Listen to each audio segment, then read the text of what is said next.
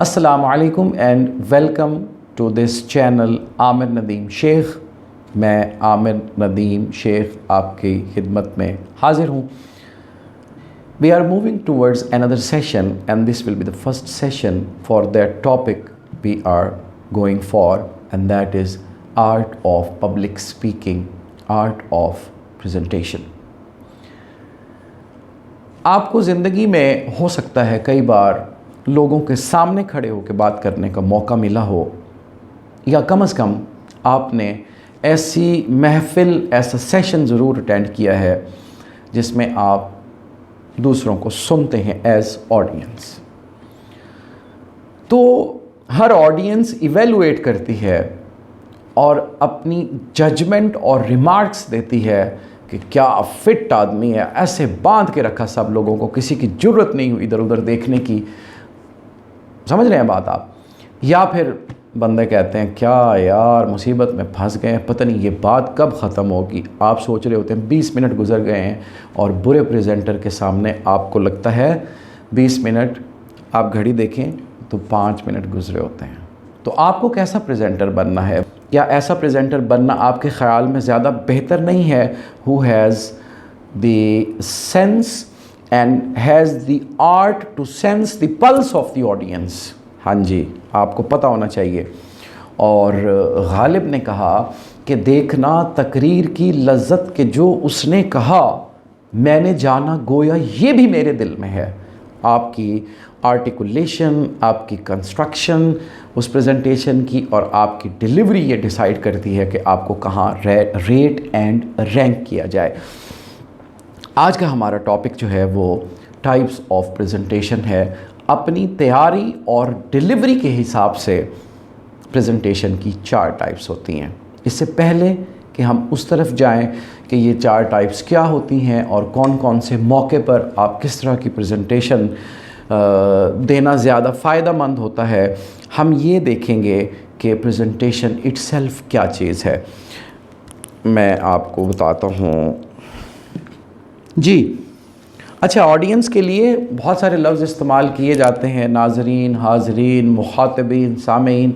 तो मेरा ख़्याल है कि ऑडियंस ही ठीक है, हम सब लोग कनेक्ट कर चुके हैं ना इसको। Live mode of sharing information with selected audience, what we call presentation.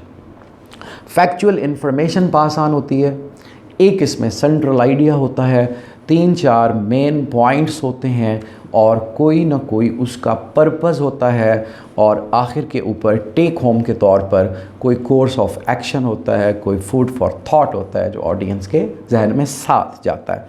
Specific action होता है।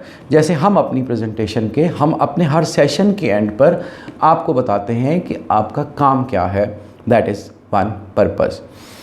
तो कॉन्टेक्स्ट और डिलीवरी ये आपकी प्रेजेंटेशन को डिसाइड करती हैं कि आप क्या परफॉर्म करेंगे।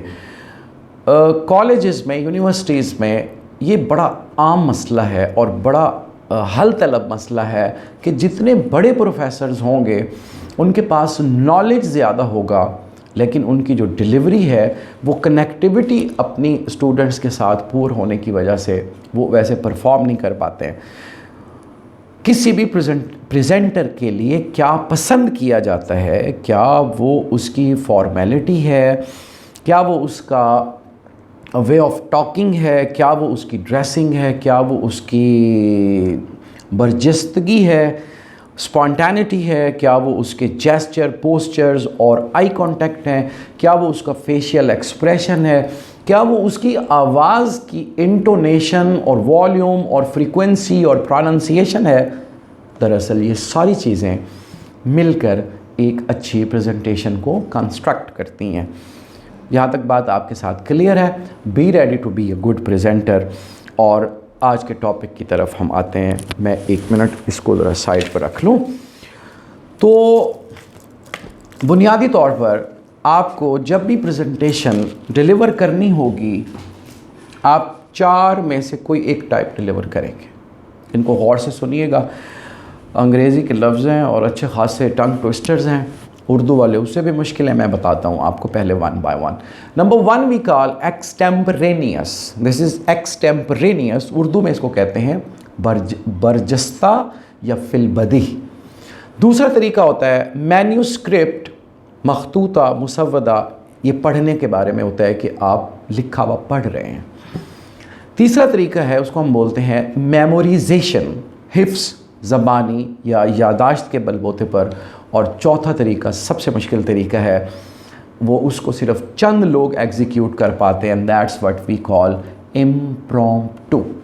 दोबारा बोलूँ, इम्प्रॉम्प्टू, बरमहल, फौरी तौर पर, देन एंड देयर, जिसमें आपको कोई वक्त ही नहीं दिया जाता तैयारी के लिए।